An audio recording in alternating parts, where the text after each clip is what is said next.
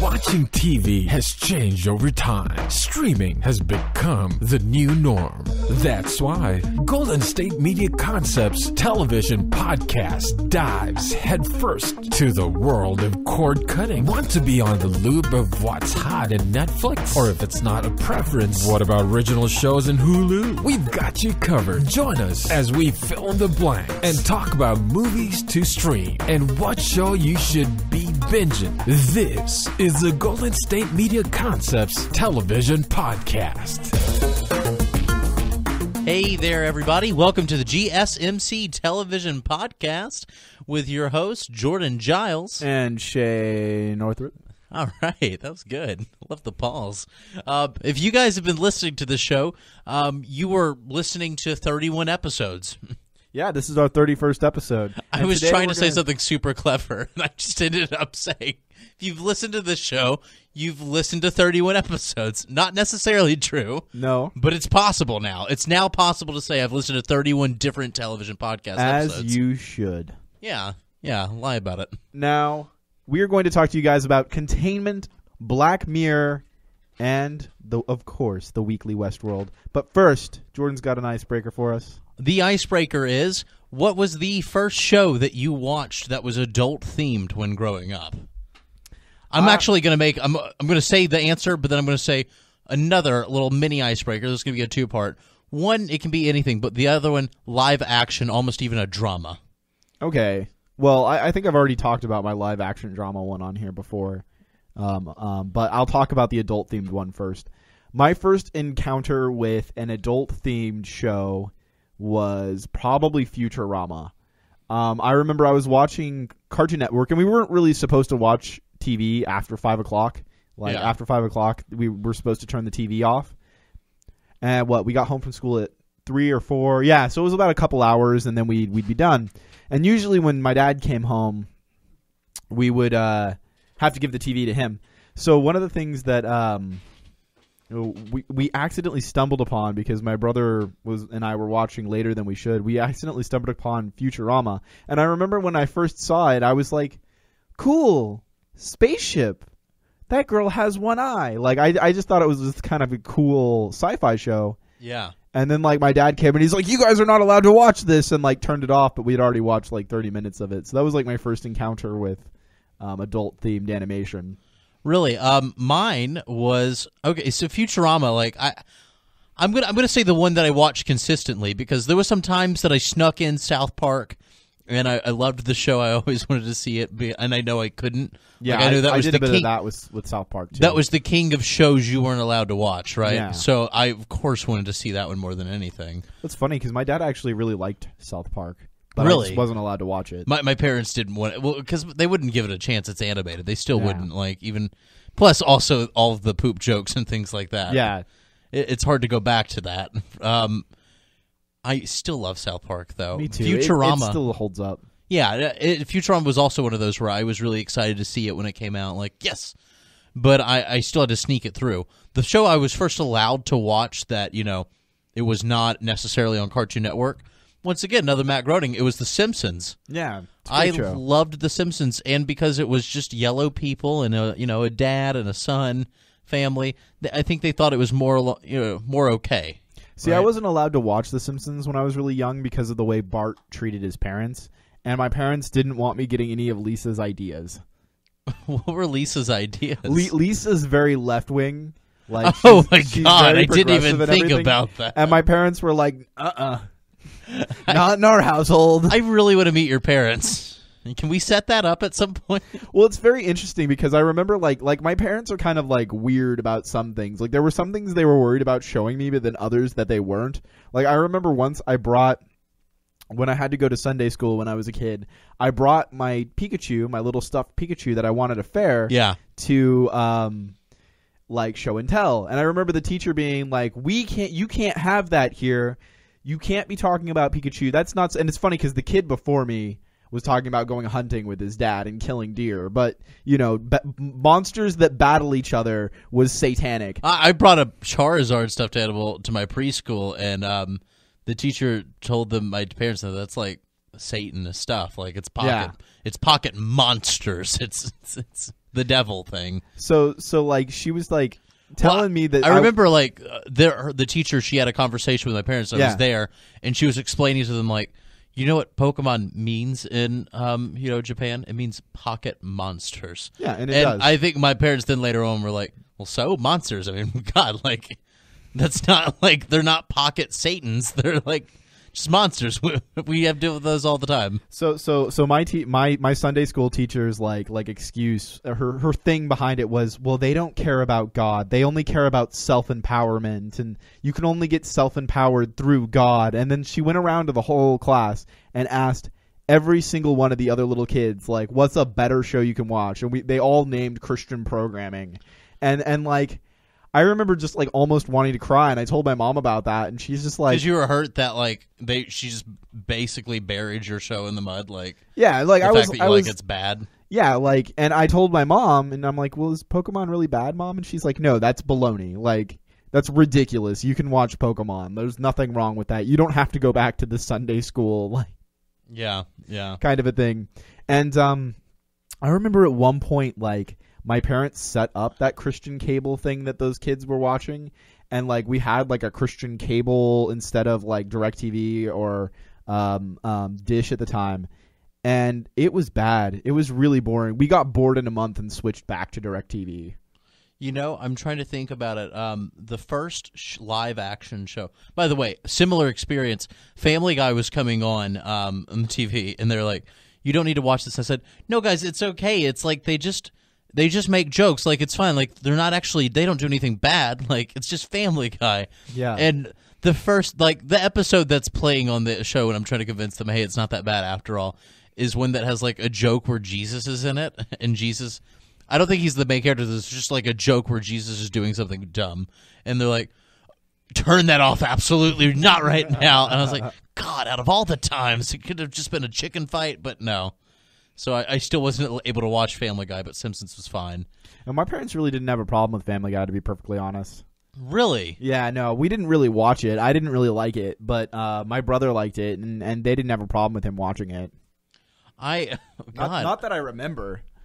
I didn't know, because that was Family Guy was terrible. It wasn't South Park. South Park was the king. Do not watch South Park. But I watched Grim Adventures of Billy and Mandy. Like, Grim Adventures of Billy and Mandy is subtly worse than Family Guy. Like, Grim Adventures of Billy and Mandy is one of the most subtly dark and disturbing shows like you could show a child. And my parents were like, yeah, that's cool. Well, it doesn't. All right, I'm going to ask one more. It doesn't have to be a drama, but the first live action show that was adult oriented. I think mine, and I can't be for sure, but I'm pretty sure mine was The Office. Mine was either The Brady Bunch or on TV Land, or it was MASH. And I'm pretty sure it was MASH. Okay. So, like, adult themed, though. I guess you could still call MASH pretty adult Yeah, I themed. think MASH is Brady Bunch, though. That may as well be an animated cartoon. I guess. So we'll say MASH. Okay, yeah. But like I said on a previous episode, when I was a kid, I just walked out of the room. I think I watched a couple episodes. As I grew up, like once I got to middle school, I actually started to really enjoy MASH. I still don't. I still haven't watched all of MASH. Like, I've watched maybe a couple episodes. My biggest thing was Twilight Zone. I love Twilight Zone. I'm probably going to say that during another, like, if someone's listening in a later episode and they're like, well, he already said Twilight Zone, because I'm going to bring it up again. I watched Twilight Zone so much. That actually could have been my first live-action drama show, because I watch shows like So Weird and Are You Afraid of the Dark? Well, every year, I forget what time of the year it is. I think it's either in the beginning of the year or towards Halloween. There's a channel that does Twilight Zone marathons. I always watch them with my family. It's just like how I always watch 007 marathons with my dad every year. I never, me and my dad never had like a 007 tradition, but I know a lot of friends like that seems like the ultimate father-son bonding thing is. And it probably 007. Shouldn't be, because 007 is kind of a rapist and a little bit of a misogynist. Very much a misogynist and maybe a rapist. Yeah, okay. Like, I know it's really funny too, because my dad liked those movies and he watched them with his dad, and that's kind of why he watched them with me. But like, my mom likes those movies better than my dad does. So like I would watch them with my mom and my dad, and my mom would be just as like excited about it. Well, I think it's because it's a classic, so no matter what's in it, they watched it growing up. Well, it's really funny because my mom was like, if you sleep with that many women, and this was before I knew what any of that was, she's like, if you sleep with that many women, your appendage will fall off. And I was like, I better not. What were you, like 8 at that time? I was like 7. That's terrible. That's way too early at that time. My mom told me some really interesting things. One time I was in the car with my mom, and I look over at her, and I'm like, Mom, do samurais drive semi-trucks? Because I didn't realize that, like, I thought that the word was the same, samurai and semi. I was like 4 or 5. And my mom goes, yes, samurais drive semi-trucks.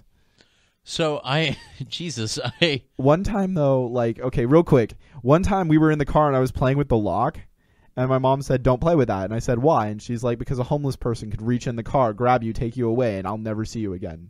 So I left my car locked.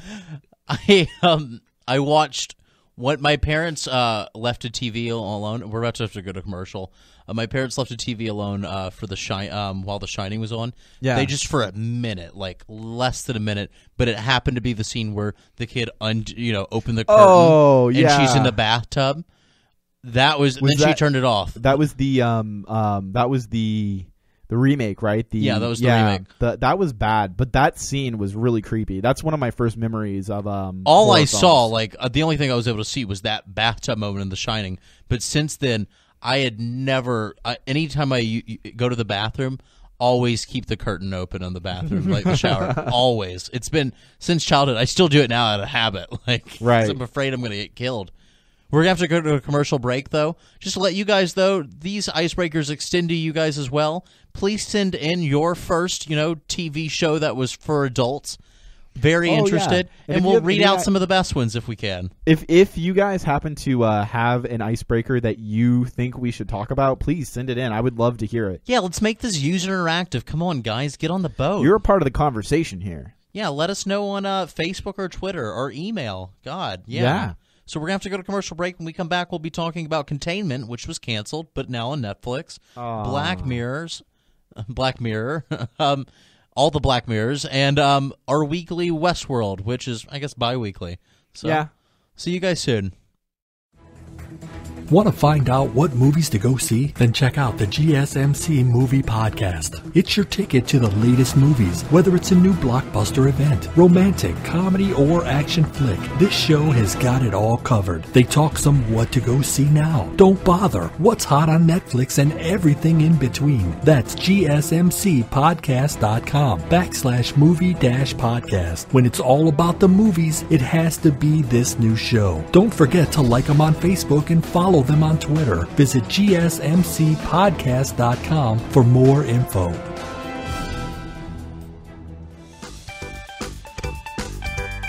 Hey everybody, welcome back to GSMC Television Podcast. Here's Jordan Giles and Shay Northrup doing their thing. Now we talked about our icebreaker. I had some fun doing it, but we're going to jump right into Containment. Yes, so if you're not familiar with Containment, it was a show that was on the network CW, and its final episode was released on July 19th, 2016. It is up on Netflix now, so you can give it a look whenever you want. Now, I find this really interesting. It seems like there's a bit of mixed reviews about the show, and in my personal opinion, I think it's one of CW's better things. It has officially been canceled, but on IMDb, it was scoring a 7.2 out of 10. TV.com gave it an 8 out of 10, and Rotten Tomatoes gave it a 53%. Yeah, so it's a little bit mixed. I feel like IMDb is a little too lenient because just about anybody can go and give a rating on IMDb, so I hardly ever trust the ratings on IMDb. I've seen things that are like 2s out of 10s that have been rated 7s on IMDb. It seems like just like everything is rated 7 on IMDb. But so this show is about a mysterious epidemic that breaks out in Atlanta, and there's a urban quarantine that's enforced, and it kind of follows the lives of a police officer named Lex. And he's working to keep the peace. And then his girlfriend and his best friend are stuck in the condoned area. Also trapped is a 17-year-old girl named Teresa? Something like that. Who is very pregnant. Teresa? Teresa? Is that what it is? Have you not heard the name Teresa before? I'm really bad with names. Teresa's like a common name. It's not like we're from a different country, like we're from Japan. It's like, oh, Teresa. I've seen it spelled differently. Okay. She's very pregnant, separated from her boyfriend, and then there is elementary school teacher Katie Frank. I got that name. Yeah, no, good one. You got Katie and Frank. I'm proud of you. I got Lex too. Anyway, this show is kind of interesting. I've watched a little bit of it, and I actually think that I think it's okay. Like, I think it's pretty good. I think it's harmless. I really enjoy it. I probably am going to finish it, to be perfectly honest. I'm sure it's probably best as a one-shot, and it's probably best that it's not getting a second season. I don't know if it leaves off on any cliffhangers or anything, though. That's the thing. I'm not that far into it. But I like the idea of a show about a virus or something. Like it seems like it's a weaponized biochemical thing going on. And I kind of like this idea as opposed to your typical zombie shows and that sort of thing. Because when I first looked at it, I thought oh no, not another zombie show. You thought it was going to be zombies? Yeah, that's what I thought. I like it too. I thought it was really interesting. It's kind of like that show Last Ship, right? Yeah, well, and I don't really like Last Ship, but... Well, I mean, as long as the concept where it's right. a disease that doesn't necessarily reanimate a body. Yeah, well, and the people do get a little bit violent with the disease, but it just ends up spreading the disease more. It's not really like a super violent thing. I know there's a lot of violence in the show itself. And they can die. It's not like it's remove the head, destroy the brain. Well, a lot of times these things, like once you get the disease, after a certain amount of time, you just die. Yeah. Yeah, which is actually really interesting. I think it's kind of interesting the idea that they have behind... the virus too. So this guy who is a guy who smuggled himself over in a plane from, I think, Pakistan. Yeah.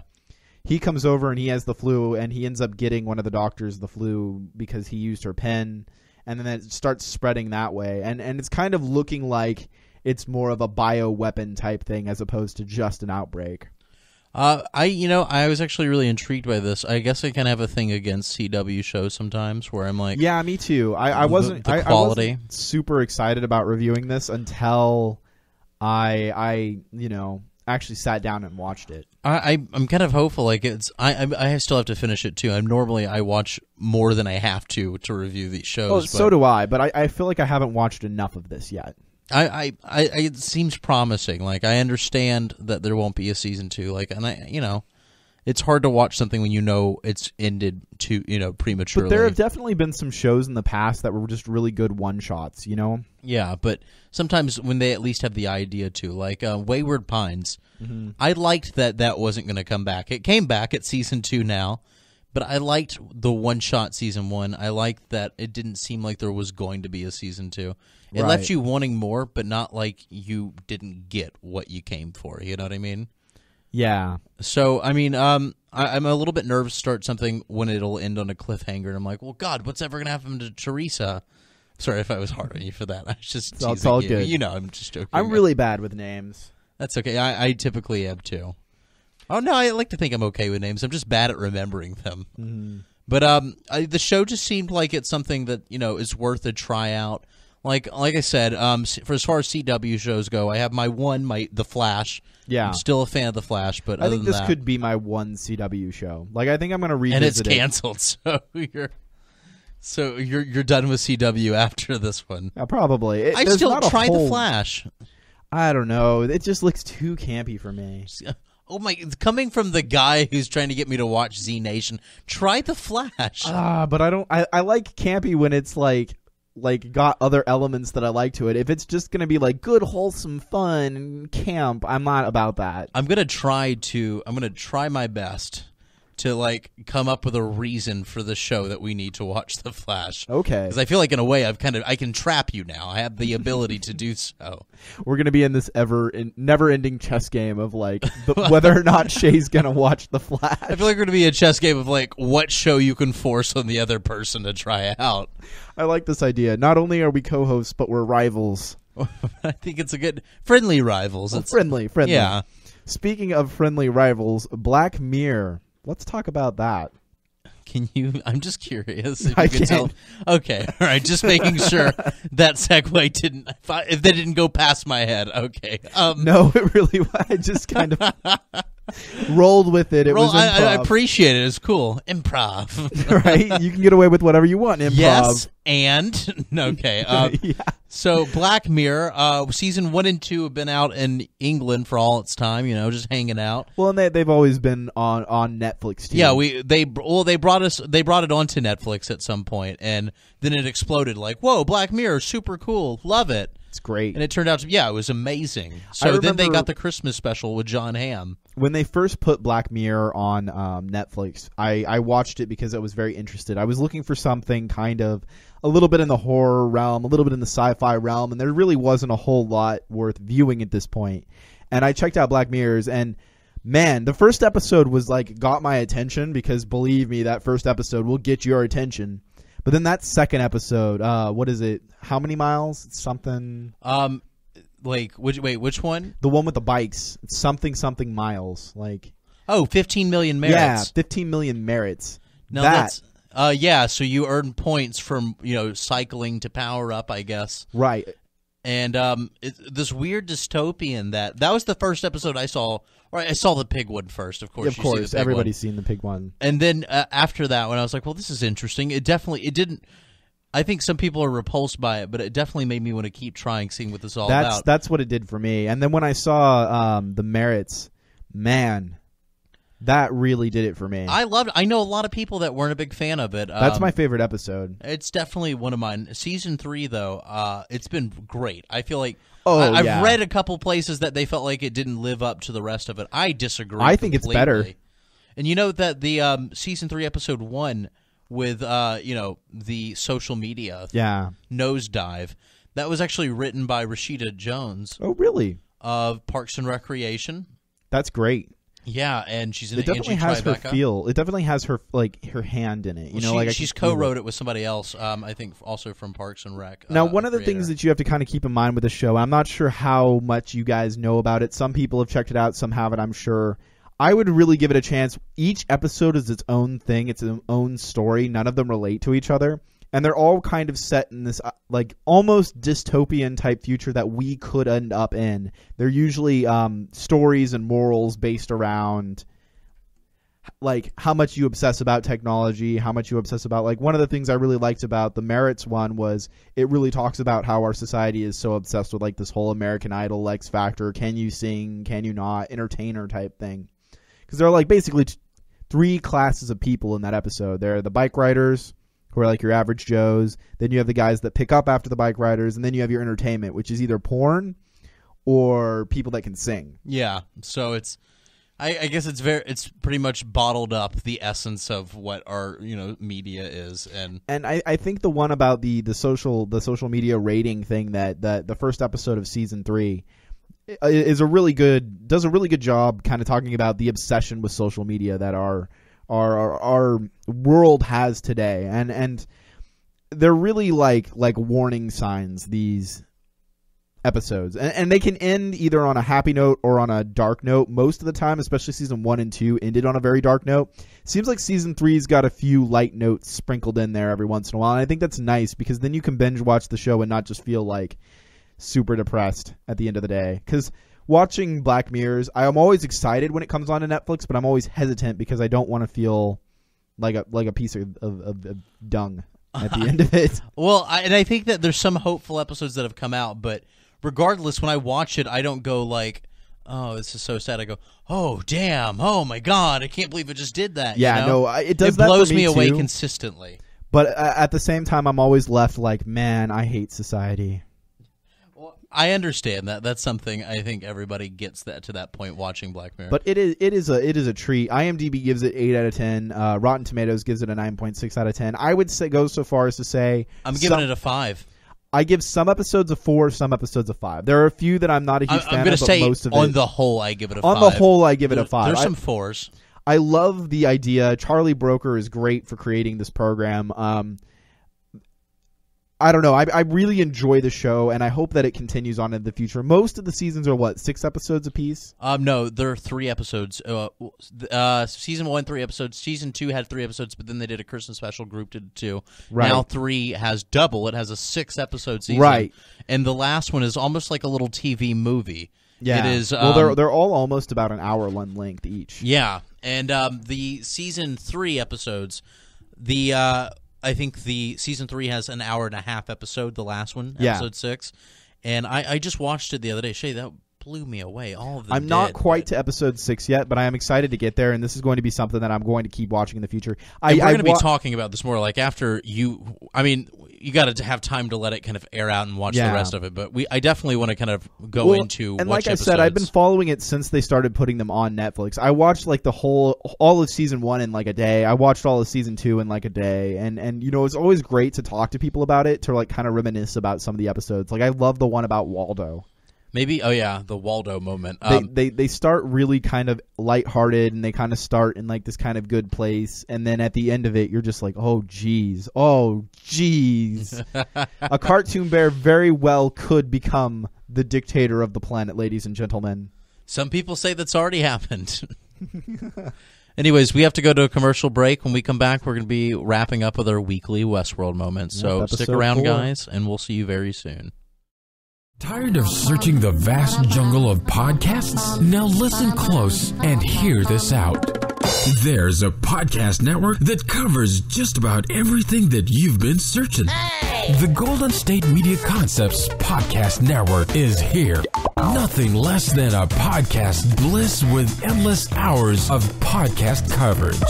From news, sports, music, fashion, cooking, entertainment, fantasy, football, and so much more. So stop lurking around and go straight out to the Golden State Media Concepts Podcast Network. Guaranteed to fill that podcast itch, whatever it may be.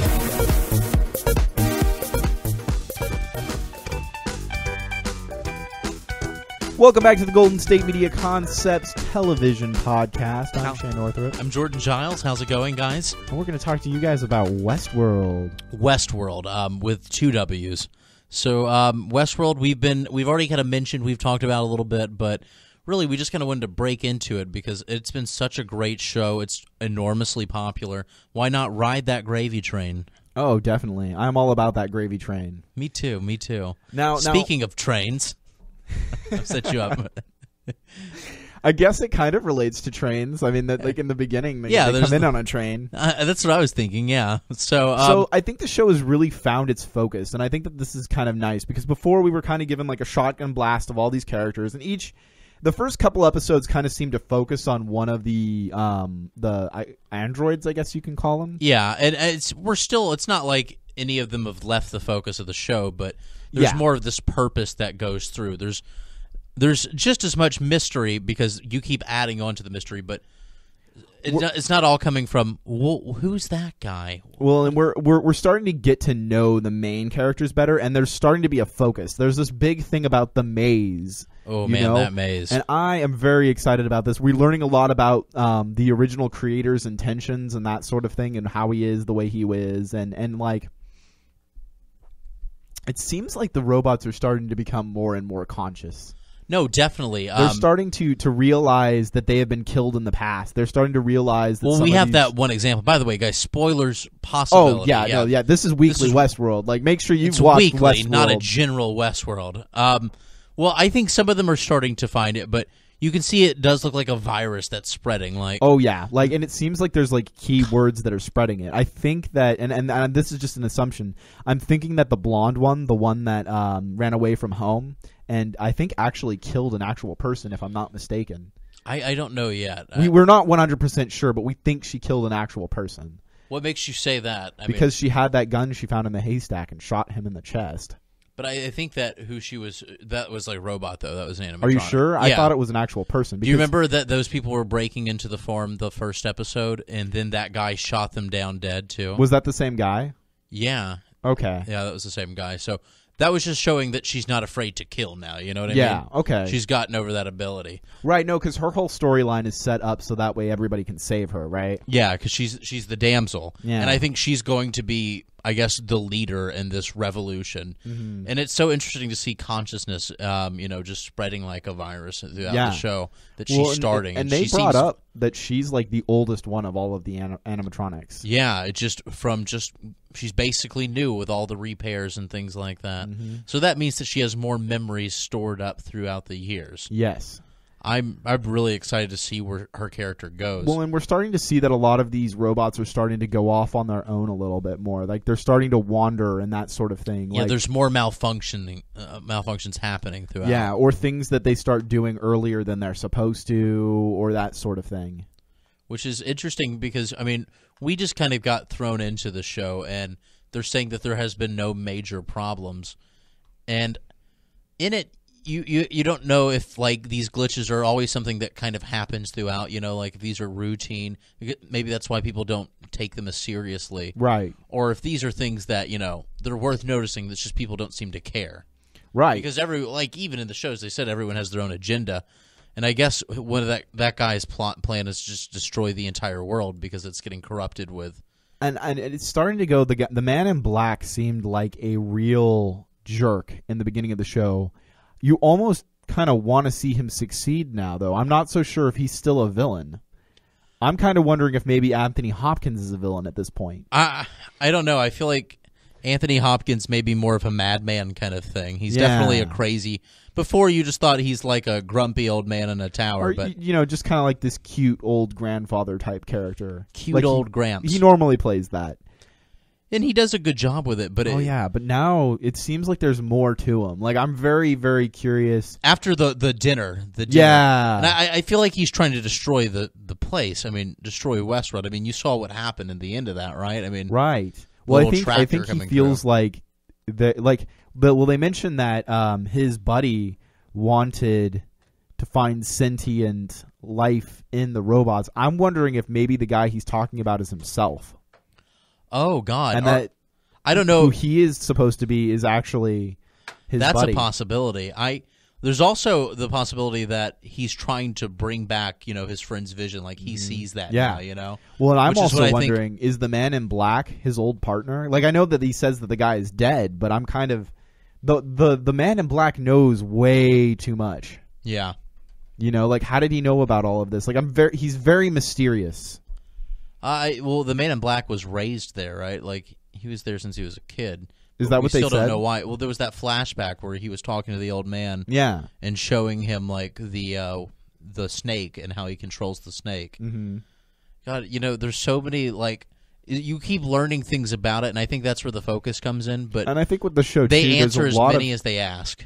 Yeah, and I think that there's a lot with the show. Just there's so much going on. It's going to take multiple watches to really kind of get everything once it's done. Yeah. I'm kind of hoping now. I like Jonathan Nolan's stuff, but he has let me down in the past. He's usually not so good at third act in movies. The third act is usually where he's weak. If you watch a lot of Christopher Nolan movies, like give me an example. Like Insomnia. Insomnia? Yeah. Or even like Inception has kind of a weaker third act. I thought you were going to say Inception. And or you could even argue there are some things, although I love Interstellar, I think that there are some weak things about the third act in Interstellar. I don't see a problem with those to me personally. I enjoyed Inception. I enjoyed I enjoy all those movies. I didn't really enjoy Insomnia that much at all. Yeah. But I think if he can maintain the story, if the writers keep him on track, I think it could be great. And I want to see good things from him. I'm just hoping that we don't get a bad third act. Me neither, but I think that so far it's delivering. It's everything. Oh, yeah. And it's consistently being what I was hoping for since episode 1. Right, and same here. Like, this is what I want. This is my kind of science fiction. This is the kind of stuff that I want to see in the future. And I'm glad that they're narrowing the scope now. Like, we're starting to get an idea about what this is all about. And it's good. It's a good time. I think that the show is paced very well. Yeah, I agree. And I guess with that, we're coming to a close now with our episode 31 of the television podcast. Yes, I'm Shay Northrup. I'm Jordan Giles. And you can find us on SoundCloud, Stitcher, Google Play, GSMCpodcast.com. And please, remember, comment to us on Twitter, hit us up on Facebook. We want to know what you guys think. Also, iTunes, subscribe. Oh, yes. Rate, review, iTunes. All the generals. I hope you guys had fun. Until next time. Stay saucy. Stay saucy.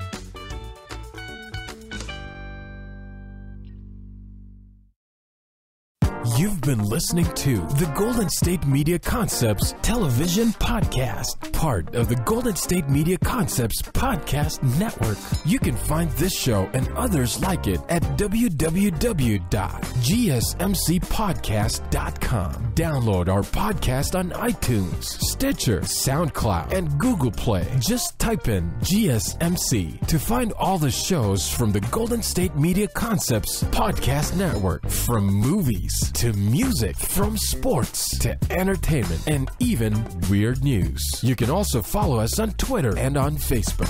Thank you, and we hope you have enjoyed today's program.